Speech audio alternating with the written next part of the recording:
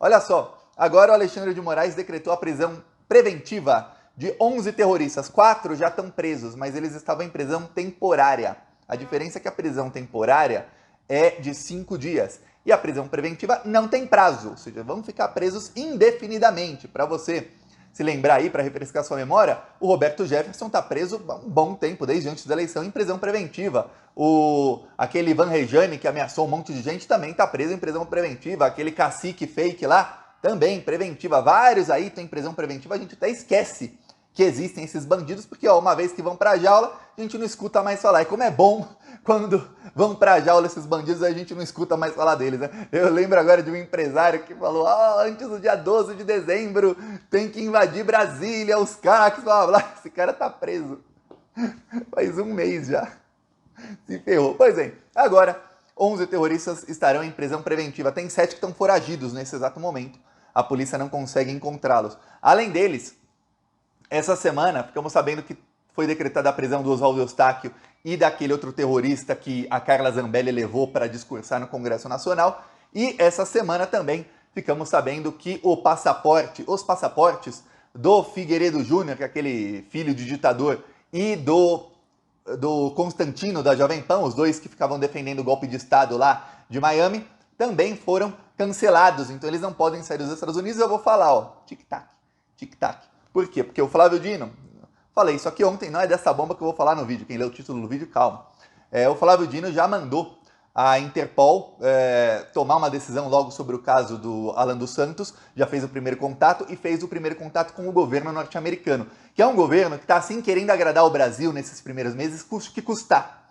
Então, uma chance muito grande de, mesmo se a Interpol fizer alguma coisa para tentar proteger o Alan dos Santos e depois quem está nos Estados Unidos, que também vai ter a prisão decretada, se é que já não teve, o governo norte-americano vai ajudar nessa parte. Então tá ruim a situação, porque isso tudo é o quê? Primeiro vamos prender o peixe pequeno, e depois chegar no peixe grande, que é o Bolsonaro. Tá, enquanto isso, Flávio Dino, ele ficou sabendo, todo mundo ficou sabendo, se você não ficou sabendo, te digo agora, que o ministro Barroso estava em Miami. Miami é um lugar que tem muito bolsominion, e ele foi atacado por brasileiros lá em Miami.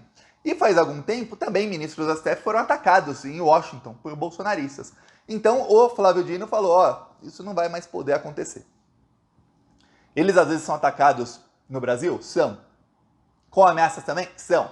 Ok, mas não pode acontecer de ministro não poder fazer nada e ser atacado. Foi em outro país, mas você atacando um ministro do Supremo Tribunal Federal, você está ali fazendo parte da quadrilha que quer golpe de Estado no Brasil. Você usa os mesmos argumentos, apoia o mesmo líder, então você faz parte da quadrilha, então vai ser investigado junto. Então o Flávio Dino anunciou que a Polícia Federal vai investigar todos esses bolsonaristas que atacam ministros do Supremo Tribunal Federal, seja nas redes sociais, seja nos Estados Unidos, seja onde quer que estejam.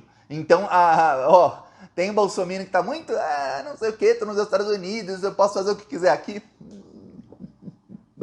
Vai nessa, ó. Eu quero que vocês continuem fazendo o que vocês estão fazendo, que olha, vai dar ruim, mas vai dar muito ruim, aí eu dou mais risada. Então continuem, bolsominions, que ó, tá ótimo. E ó, quem tá assistindo aí o Plantão Brasil também vai dar muita risada no futuro, que esse pessoal vai se ferrar de verde, amarelo, azul e branco. O Flávio Dino fez isso como um gesto aos ministros do Supremo, por quê? Porque vamos lembrar que o inquérito das fake news, ele foi aberto de ofício pelo Supremo Tribunal Federal. O único, talvez, o Toffoli teve 2 acertos. Primeiro foi pautar a prisão em segunda instância, o que acabou desfazendo ali a injustiça contra o Lula. E o segundo, aí não é em ordem cronológica, que esse foi feito antes, foi instaurar o inquérito das fake news de ofício. O inquérito das fake news foi instaurado e depois ele foi aprovado pelo plenário do STF por 11 votos a 0, ou seja, por unanimidade, porque os ministros do STF, eles falaram isso no julgamento, que foi em plenário, eles estavam sofrendo ameaças de morte, os ministros recebiam mensagens dizendo, sei onde você mora, sei o trajeto que você faz de casa para o aeroporto, o trajeto que você faz de Brasília até o STF, sei onde estuda sua filha. Teve ministro que teve ameaça de que iam estuprar suas filhas e que iam matar suas esposas, ou seja, aconteceu um monte de ameaça.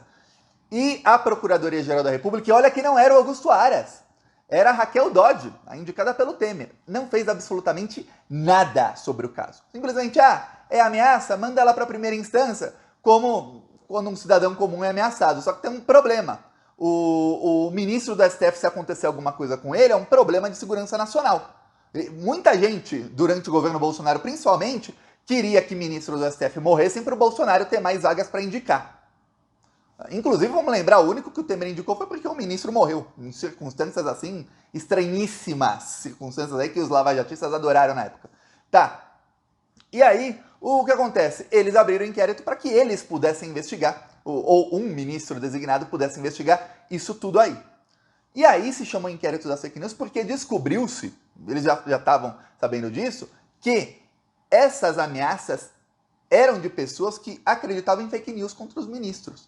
E eles, os mesmos que ameaçavam, também disseminavam essas fake news em massa. E aí muita gente acabava acreditando e fazia ameaças. Por exemplo, muitos dos que estão presos aí pelo Alexandre de Moraes é gente que até alguns anos atrás era um reacinho, era um babaca que odiava o governo da Dilma sem motivo algum, tá? Mas não era criminoso. E aí fake news vão fazendo com essa pessoa, vai se radicalizando cada vez mais, até chegar ao ponto de ameaçar de morte outras pessoas, e ministros do Supremo, autoridades e tudo mais. Aí ferrou, né? Então começou o inquérito. Vamos lembrar, começou assim, o inquérito das fake news. Então quando o Flávio Dino chega e fala, olha, a Polícia Federal agora vai investigar tudo isso, ameaça, ataque, fake news aos ministros do STF. Eu vou designar uma parte aqui da PF para indicar tudo isso. Está fazendo uma cena bem grande aos ministros, olha, agora acabou a palhaçada. Agora não tem mais como era no governo Bolsonaro, que faziam o que queriam e ficava como estava. Agora esse pessoal vai comer o pão que o diabo amassou. E tem uma coisa, lembra lá no governo Dilma, que tinha gente que colocava a foto da Dilma de perna aberta no tanque de gasolina do carro, lembra disso? E não acontecia nada. A Dilma tinha um ministro da Justiça que, eu não vou nem usar aqui as palavras que eu queria usar para ele, mas que deixava acontecer tudo. Mas deixava, e a Justiça ia lá, e o Moro pintava e bordava, e a Polícia Federal, que era subordinada a ele, pintava e bordava com ilegalidades, rasgando a lei para ferrar os petistas, e nada. E as pessoas agredindo, e as fake news comendo solto, e aquilo, um Deus nos acuda, e ninguém fazia nada.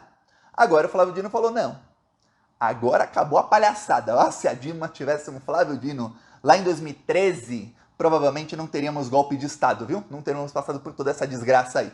O Lula tem um Flávio Dino e o Lula chegou já com uma mentalidade bem diferente da mentalidade que tinha a esquerda naquela época, que era uma mentalidade muito republicana. Hoje não, entendemos já que se você der muita margem para algumas instituições, elas são cooptadas pelos fascistas e aí elas começam a rasgar a lei e a abusar do poder para ferrar a esquerda. É isso que aconteceu na Lava Jato aí, aconteceu antes, aconteceu no caso do Mensalão, depois aquilo foi um protótipo, chegou a Lava Jato com tudo. Sempre com mentiras baseadas em fake news e com todo o apoio da grande mídia. Então agora o Flávio Dino falou, não vai ter mais palhaçada. Quem fizer fake news contra também, não é só STF não, quem fizer contra Lula e tudo mais, vão se ferrar, mas olha, vão se ferrar de verde e amarelo que a Polícia Federal vai atrás deles. Então o Alexandre de Moraes começa a decretar as prisões e olha só, nessa semana, o Flávio Dino ordenou que todos os inquéritos relativos a esses terroristas sejam enviados diretamente para o diretor-geral da Polícia Federal. E já chegou. Então eles já começaram a redistribuir esses inquéritos a diferentes delegados. Eu vou falar uma coisa, durante o fim de semana eles estão trabalhando também, estão em regime de plantão.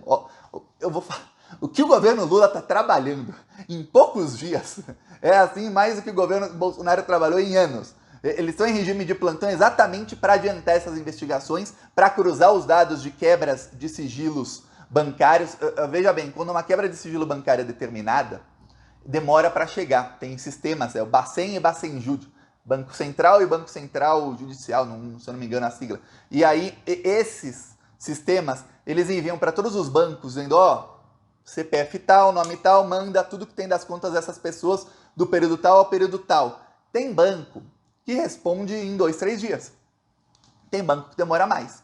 Claro que quando o pedido vem do STF em regime de urgência, é bem mais rápido.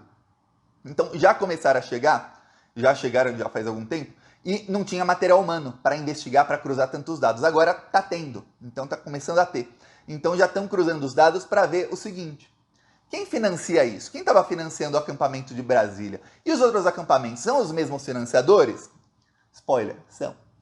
Tem financiadores diferentes? Alguém que só financia esse, outro que só financia aquele? Tem.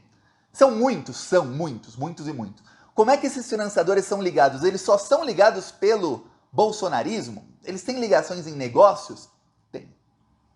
Já estão descobrindo muita coisa, eles têm negócios. Muitos deles têm ligação com crime organizado. Lembre-se, caminhões que estavam bloqueando estradas, depois descobriram, a Polícia Rodoviária Federal enviou o relatório para o STF dizendo, ó, esses caminhões estavam sendo usados em crimes de tráfico de drogas, de tráfico de madeira, de tudo que você puder imaginar, estavam usando aqueles caminhões em crimes, ou seja, são criminosos ali apoiando o golpe de Estado. Ó, peço a sua inscrição no canal que seguiremos rindo desses malditos. Falou!